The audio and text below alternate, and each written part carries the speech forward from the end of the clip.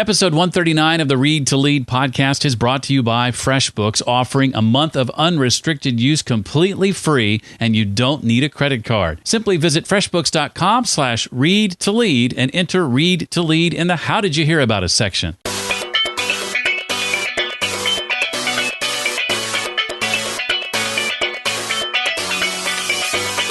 I had to find a group of people around me who could share the same ideas and go to them at times and get that support, that juice from them. Welcome to the Read to Lead podcast with Jeff Brown. Jeff believes that if you desire to achieve true success in business and in life, then consistent and intentional reading is a must. The Read to Lead podcast will not only help you narrow this ever-important reading list, but also bring you key insights and valuable feedback from some of today's most successful and inspiring authors. And now, here's Jeff. Hello to you, and welcome to the podcast that is all about your personal and professional growth. Helping you in all areas of leadership is at the center of what we do here, and that includes discussing personal development, productivity, career, business, marketing, sales, entrepreneurship, and more. In just a few minutes, we get to sit down with Kingsley Grant. He's the author of The Midlife Launch: Successfully Pursue Your Dream Without Giving Up What's Most Important to You. And I'm going to be asking Kingsley about his advice on dealing with the fear of launching a new career, steps you can take to ensure your family and friends are on board, how to tap into your life's experience and the importance of not discounting what you know, and much, much more. Plus, if there's time, we'll try to squeeze in a listener question. Our friends at FreshBooks are helping offset the costs associated with producing this weekly podcast. We are so thankful to them for that. FreshBooks is invaluable if you're in business for yourself. My friend Chris, before working for Dave Ramsey, owned his own marketing agency for a number of years and used FreshBooks. Chris, I know you love it, but I'm curious to know what your customers thought about it. My customers loved it. They didn't have to bother me and discover what was outstanding or see a copy of the invoice because they could just go online and do it all themselves. The amazing thing about it was that I got paid on average 2 weeks sooner. It seems crazy to think that, but I think because everything was digital, the invoices went out sooner and the customers also paid sooner. It was so easy. I don't know why I waited so long to start using it. If you're just not sure if FreshBooks is right for you, that's okay. FreshBooks is stepping up and offering a free month-long trial. No obligation and no credit card needed, and you get access to all of FreshBooks features during the trial. All you have to do to claim your free month is go to freshbooks.com/read to lead and enter Read to Lead in the How Did You Hear About Us section. One more time, that's freshbooks.com/read to lead. Kingsley Grant is a marriage and family therapist, certified mindset and communication coach, speaker, corporate trainer, and podcaster, don't forget.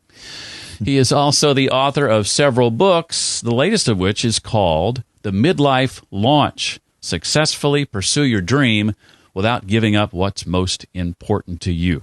Kingsley, it is my pleasure to welcome you officially to the Read to Lead podcast. Jeff, it's a pleasure, my friend, to be on this show. I've longed for the opportunity just to talk with you, not necessarily but just to hear your voice, because I'm just so fascinated sometimes to listen to your show. I'm mesmerized, man, the voice and the way you do your show and the value that you bring. Jeff, Thank you so much for what you do through your show. I appreciate that. Well, thank you. Thank you. You're very kind. Well, let's start off. I think it's important for the context of our conversation to define this phrase, midlife launch. What do you mean when you use that term? Yeah, I, in my mind, envision a decision a person makes, taking their experience, their expertise, their skill sets that they've gained through, I call the earlier years of life when they were trying out things.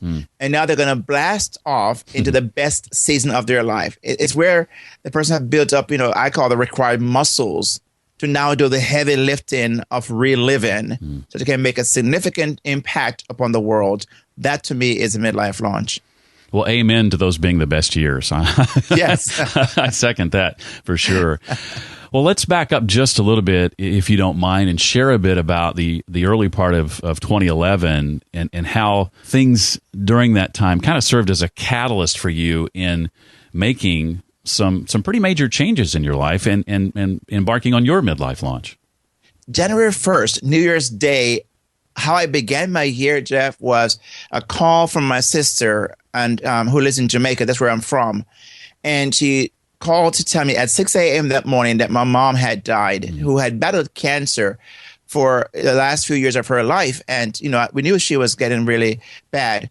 But then what really took me was my sister had mentioned to me in a conversation that she happened to ask Mom if she could do anything else but being a school teacher, what she was all her life, adult life, what would she have done if there's anything else she would have done? And my mom surprisingly said to my sister, I wanted to be a nurse. And my sister kind of like, for a moment, was in a shock. Mom, nurse, never heard you mention that. And she said, yes, I've always in my heart wanted to be a nurse. And that nurse died within my mom and went to the graveyard. And to me, the graveyard became richer that day with one more dream that it does not deserve.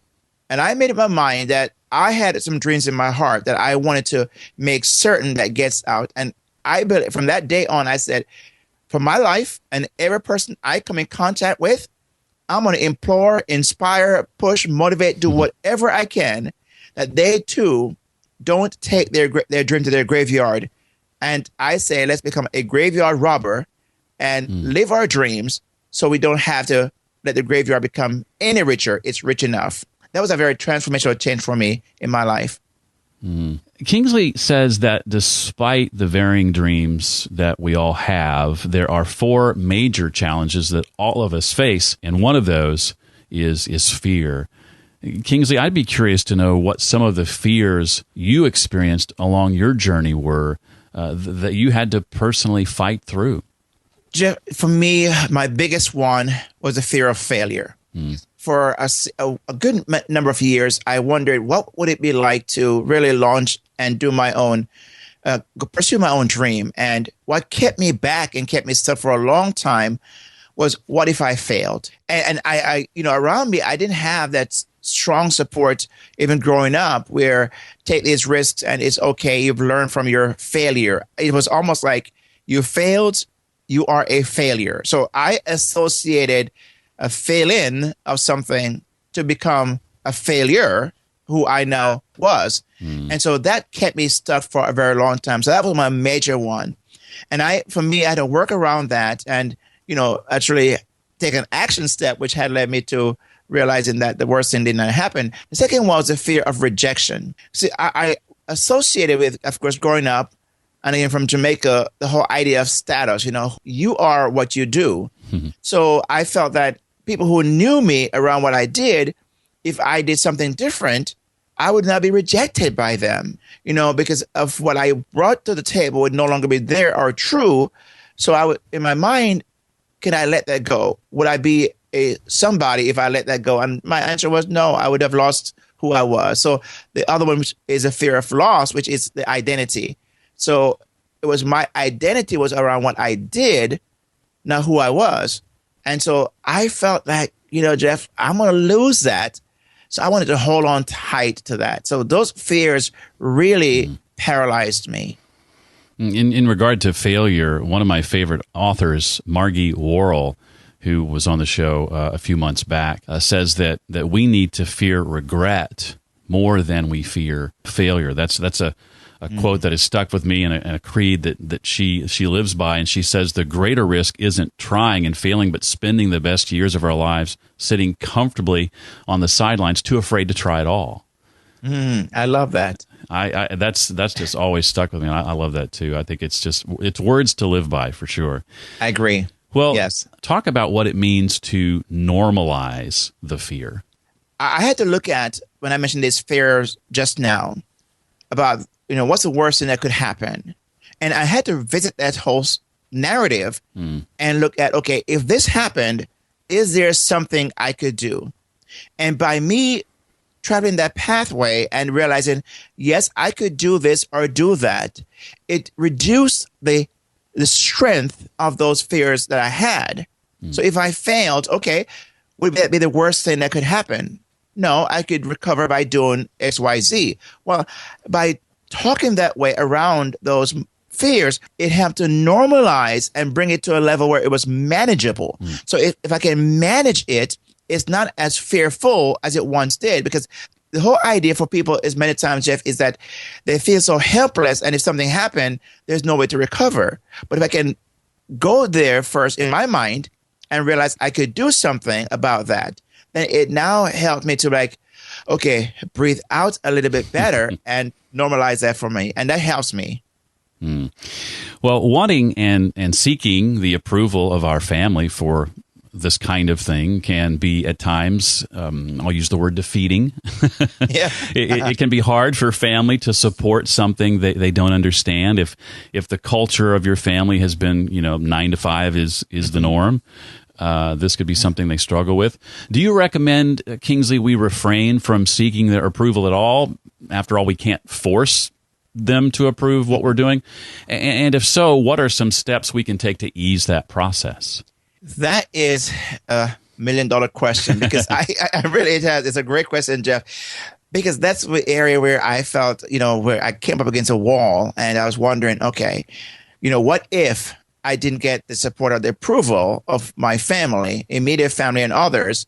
What would I do? And I struggled with that. I really did, because I was people looked to me and they would talk about what I'm doing and my status and all those things, and am I going to let them down? I realized that they loved me and they believed in me. So I, to some degree, wanted that, go ahead, we believe in you, you can do it. But what happened, I realized they may not understand, which they never did. I mean, not never, but some did not understand what it was I was trying to do. So I had to find a group of people around me who could share the same ideas and go to them at times and get that support, that juice from them. That helped me to then, kind of normalize and be okay with my family's may not understanding me and approving of what I'm doing, and realize it's my responsibility to help them or to educate them. So I did not blame and point fingers. So the approval is important, but it may not be all that necessary to make that step. If that makes sense. Yeah, and did some of that include not only face-to-face meetings, but leveraging things like books and podcasts and things of that nature? Oh, yeah. I mean, they became my best friends. Really,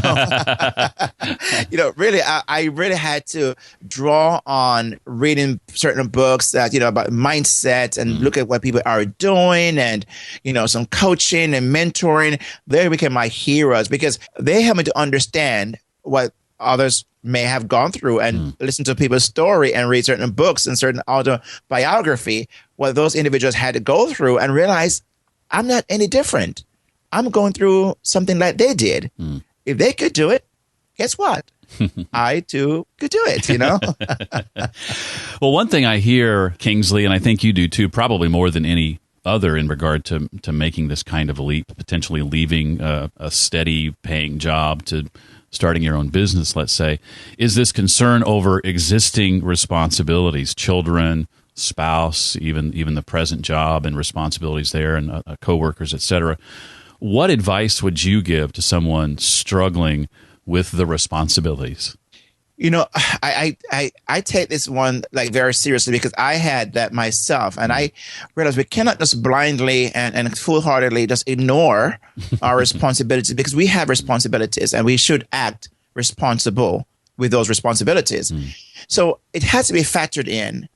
But what I realized, it also can become so enclosed where I'm only seeing myself that my only responsibility I have in this world is the us for and no more mentality. And so I'm thinking, for example, if I had a cure for cancer and I only take that to focus on my family and say that's my responsibility only, then what about those people who are dying of cancer out there? Am I not also responsible with what was given to me, this idea, this gift, to share that with them so that their lives can be better as well? So it allows me then to look bigger and say, I also have a responsibility in this world to make the world a better place. And if I only look through that very myopic way of my lens and see this very short-sightedness, then I will not be fulfilling what I believe a God-given responsibility to make the world different because I was here. Well, let's go the other extreme and consider a scenario where maybe a friend or a family member or your spouse is going beyond just not giving you verbal support, but is actually going so far as to call your dream irresponsible because, in part, they don't understand it. What would you suggest to a person in that situation? How can they address that with the person in their life who feels that way?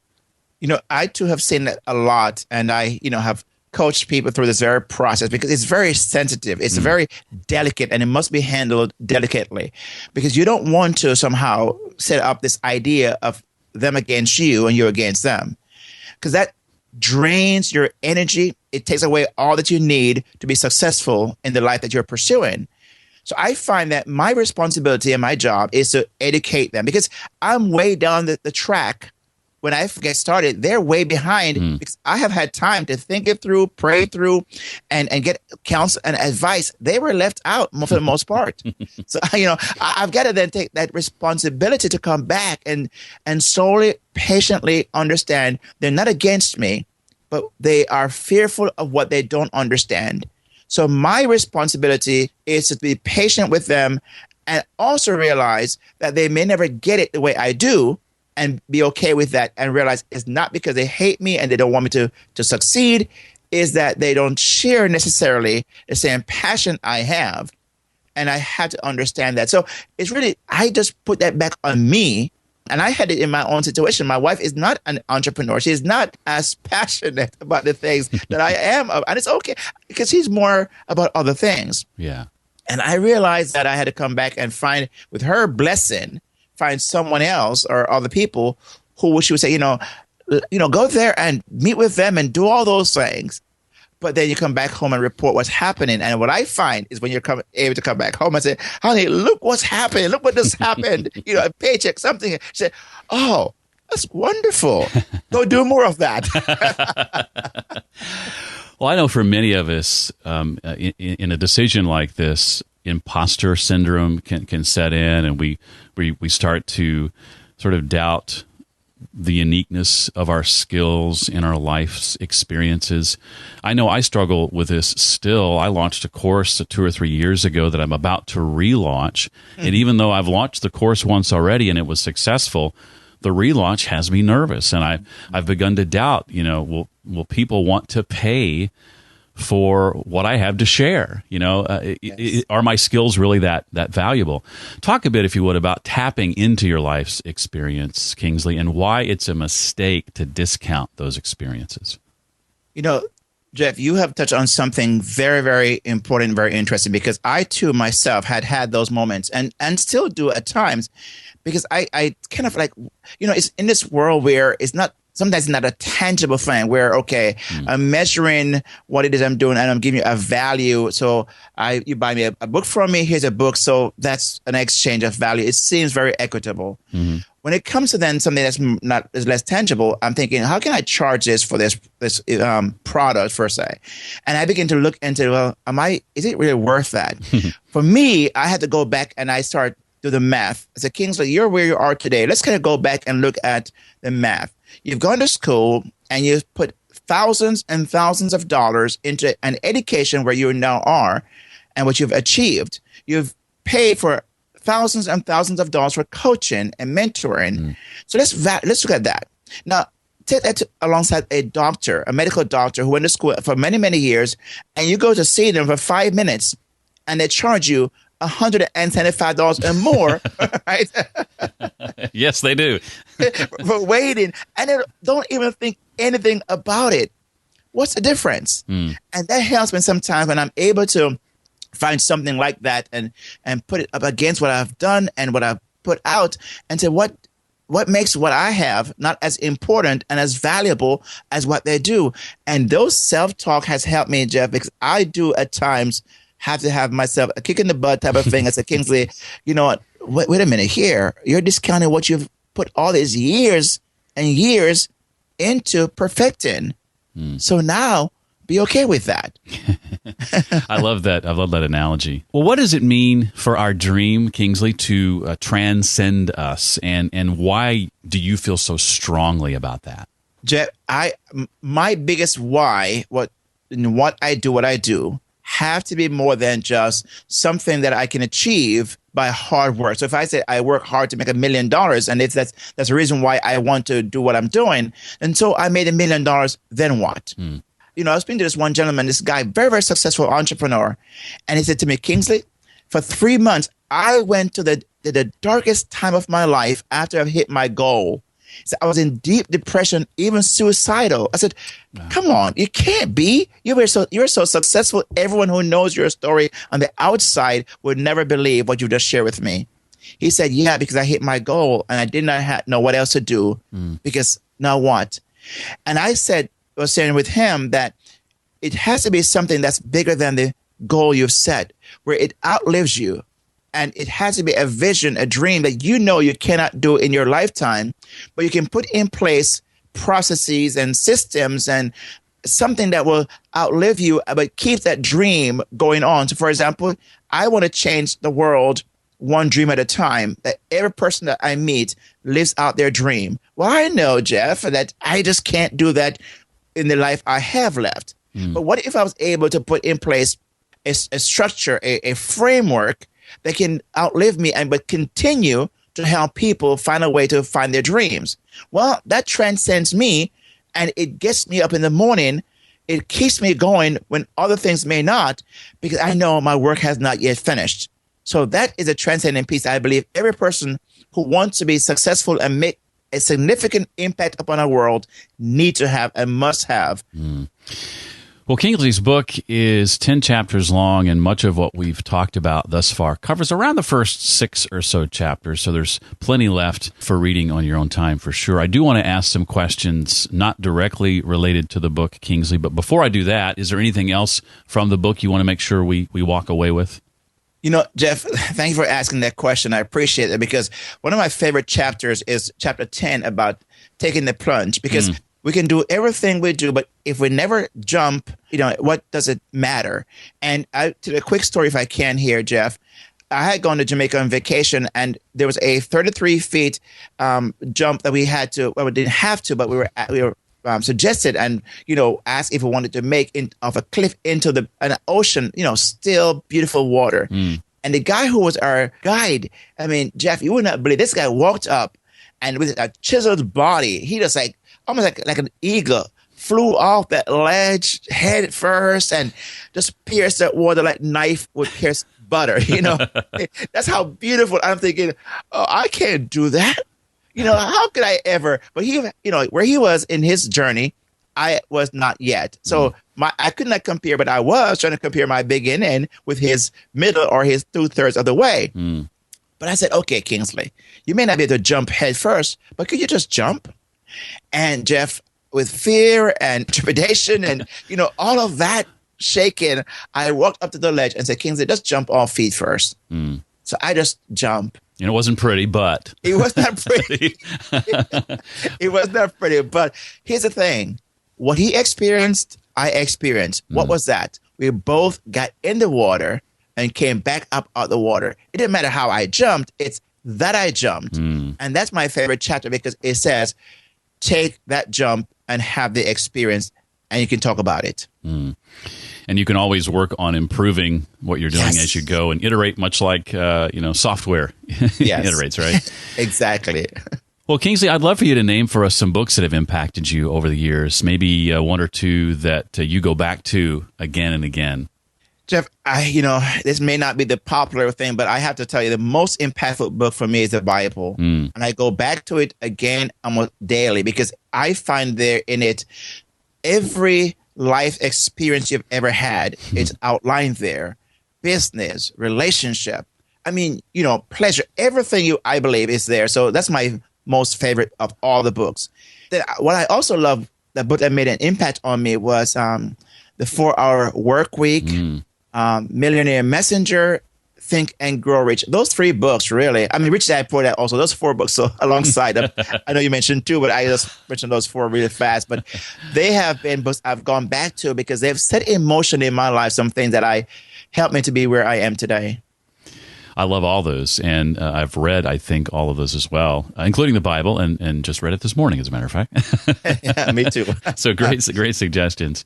Oh, I know you were just at a conference speaking recently. And if you know anything about me, you know that I believe the ability to effectively share ideas in public plays a major role in a person's level of success. It's something you've got to be able to do.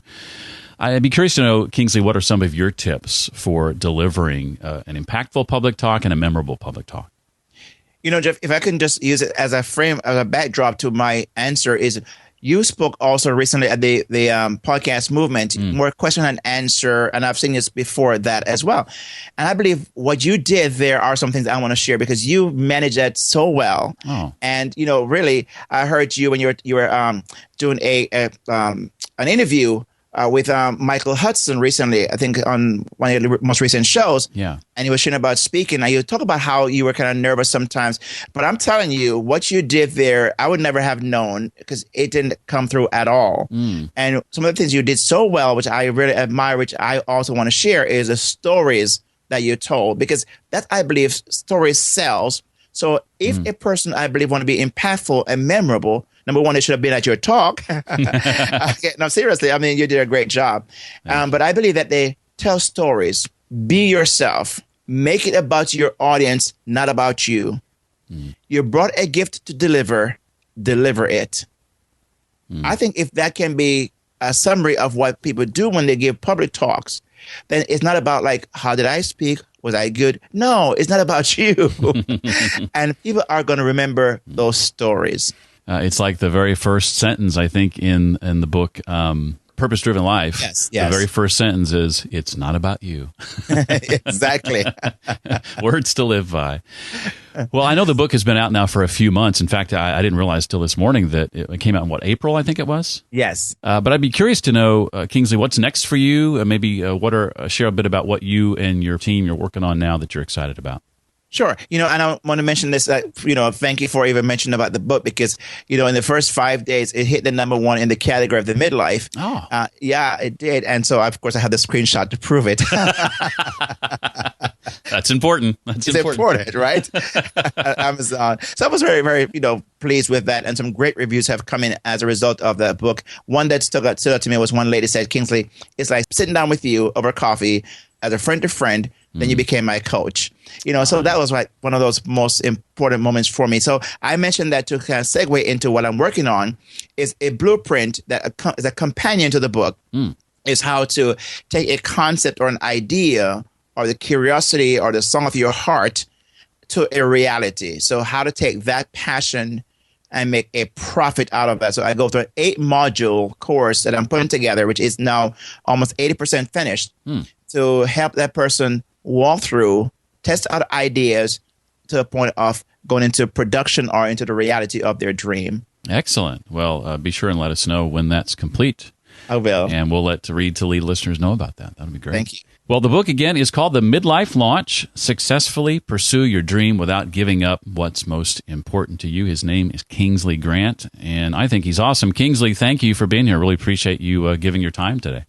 Jeff, thank you for the opportunity. And my friend, keep up the great job you're doing. You're changing lives. I've heard a number of people talk about what they've received from your show. I'm one of those. So thank you for what you do. You can, of course, find out more about Kingsley, the books he recommended, and the book he wrote at the show notes page created just for this episode. That's at readtoleadpodcast.com/139 for episode 139. If you'd like to ask a question and have it answered here on the show and promote your business at the same time, simply go to readtoleadpodcast.com/question. Today's listener question comes from Zanier. Hi, Jeff. This is Zainab Ahmed. I'm a copywriter at zaniawadat.com. And I just heard your episode with Terry Lancaster. And it really resonated in many ways. And I thought I'd leave you a message. My question is, as a copywriter who's an introvert, how do I network and market myself? Because I really put my heart and soul into my work. Anyway, lovely hearing from you. Thank you. Bye. Well, Zanier, believe it or not, I'm a bit of an introvert myself, always have been. And though I like to believe I don't answer every question with a book recommendation, I couldn't help but think of a very specific book when I heard your question.